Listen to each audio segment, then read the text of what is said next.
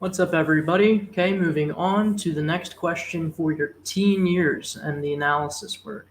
Number 3 is, who do you remember hurt you the most and why? Now, this is very important because our pain is ingrained more than any type of positive experiences that we experience in life for various reasons. But we tend to associate more of reality and we perceive our reality and we interpret our reality and we use the various neurons and neural pathways that are kind of coded with that negative experience more frequently than we do with the positive experience. So by remembering who hurt you the most and why, you might really actually discover something that you never really thought of about before that affects you today. So for instance, right, like my perception of who hurt me the most when I was in the teenage years were my ex-girlfriends.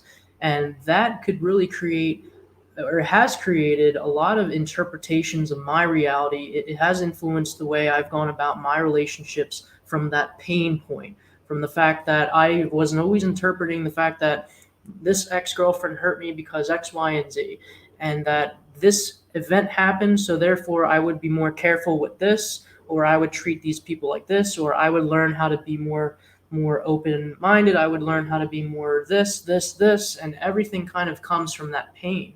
So your pain really influences what you kind of want to do in the future, how you interact with everybody else. And then it could create problems for you because you're so afraid to get that, to re-experience that pain again.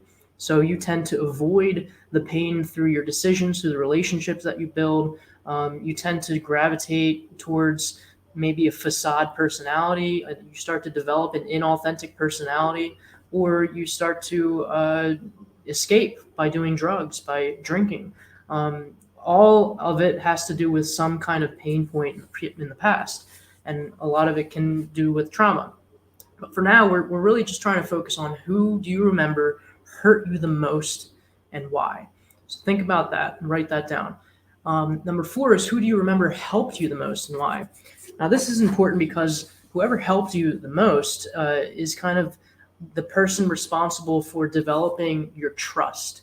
And if you start to analyze the kind of characteristics of that friend and to question and investigate and kind of become more introspective about why it was that friend, that specific friend who you felt you could trust the most, you will learn, again, more things about how you are today and more things about how you've navigated this life since those moments, since your most darkest and painful moments as a kid, teenager years, who helped you the most and why.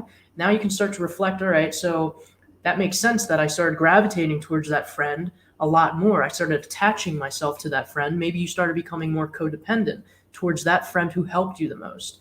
Maybe you started trying to find people just like your friend. Again, it could have been a good thing. It could have been a bad thing.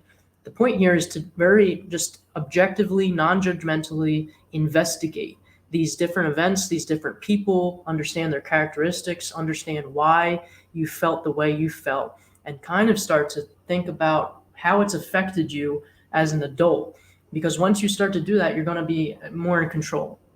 Number 5 is, what did success mean to you as a teenager and why? So again, same type of question as before, with the what did success mean to you as a child and why? Just think about what success meant to you as a teenager. A lot of the times this is kind of difficult for people to answer because they think about grades and school and going to college. Try to avoid those answers. Try and get a little bit more deeper, because you didn't necessarily think grades were, that didn't mean success. It meant more that your parents, wanted you to become successful through grades. So just try and find the actual real answer for those. And then the last question is, what did failure mean to you as a teenager and why? Same concept. Try and become a little bit more introspective. What did failure really mean? So if you didn't do good at grades or school, what did that mean? Because the result of it is the failure, not necessarily getting the bad grades. Maybe it was your parents yelling at you or something. That's what the failure was. So think about that, and then we'll move on to the next section.